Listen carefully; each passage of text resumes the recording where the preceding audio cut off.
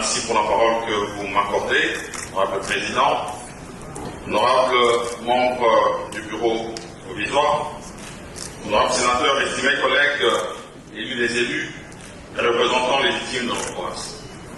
Permettez-moi de prime abord de vous adresser mes salutations les plus fraternelles en ce moment solennel et historique. Et je tiens particulièrement à saluer ici l'honorable sénateur collègue Idrissa Afani pour son mot de soutien et sa décision honorable.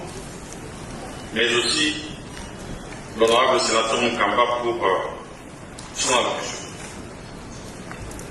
Je tiens à vous réitérer mes vifs remerciements pour avoir accepté de prendre part à cette séance d'audition des allocutions de campagne pour l'élection des membres du bureau définitif de notre Chambre parlementaire.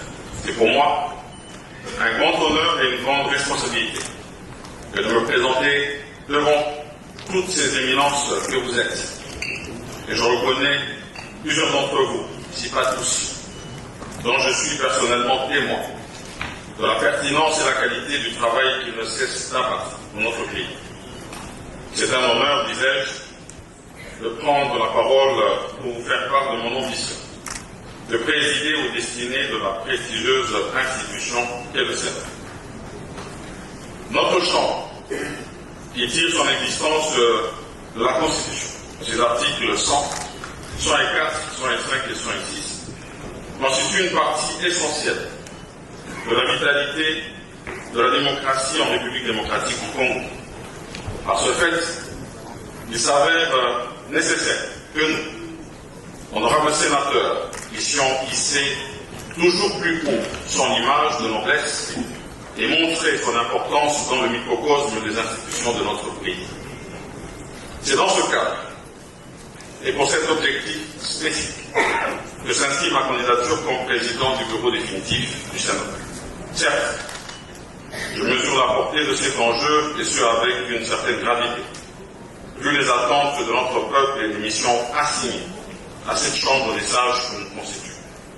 Ainsi, pour m'assurer de la meilleure perception possible de ma candidature par votre auguste assemblée, honorable sénateur, j'ai pris la précaution de mettre à votre disposition un support de communication contenant quelques informations sur ma personne et sur les raisons qui m'ont poussé à me porter candidat du pouvoir central.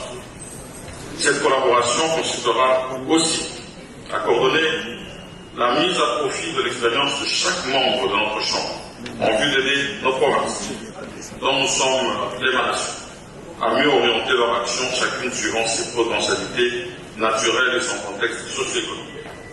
La vision de modernité consiste à amener notre Chambre à refléter sa noblesse, en s'adaptant aux exigences du monde actuel en termes d'avancées liées aux nouvelles technologies, de l'information et de la communication. Ainsi, que ce soit pour l'Assemblée plénière ou pour les services administratifs et techniques, je compte apporter des méthodes modernes de traitement des documents et de communication entre intervenants et même dans le secteur des infrastructures, par des moyens modernes de nouvelles technologies de l'information et de la communication, donnant ensemble fait de cette chambre un cordon entre nos populations et les institutions, et elles auront un accès direct et pourront y participer dans une certaine mesure au travail que nous faisons. Cette modernité est la base d'accessibilité que nous voulons imprimer dans la gestion de notre chambre. Toute cette action ne peut se mener qu'avec des sénateurs dont les conditions de travail et de vie sont améliorées. C'est pourquoi nous allons travailler de concert en vue de renforcer l'honorabilité du sénateur tant sur le plan de l'image que sur celui de son traitement. Aux honorables sénatrices, nos mamans, nos sœurs, nos collègues, je voudrais vous rassurer que nous ferons tout notre possible en tant qu'imprégné de la masculinité positive, cheval de bataille du chef de l'État, pour que votre voix soit aussi considérée et qu'une oreille attentive vous soit toujours accordée. Honorable Président, honorable membre du bureau provisoire, honorable sénateur, chers collègues, cette ambition, je la base sur mon expérience dans la gestion de la chose publique. J'aimerais m'appuyer sur le fait que dans un passé très proche, j'ai occupé les postes de Premier ministre de notre pays, le directeur général de la GECAMI, et bien avant, le ministre des Sports, Jeunesse et Loisirs, et aussi le député national, jusqu'à récemment. Humblement, je mets à votre service ces acquis en vue de mener à bien la destinée de notre Chambre. Je vais travailler en harmonie avec toutes les institutions de la République, en toute loyauté envers le chef de l'État, son Excellence Félix Antoine Tshisekedi Tshilombo, garant du bon fonctionnement des institutions. Je compte établir un climat de confiance avec le gouvernement, l'Assemblée nationale et les institutions judiciaires, afin de garantir l'unicité du pouvoir consacré par la Constitution de la République. En ce moment crucial, où notre pays consolide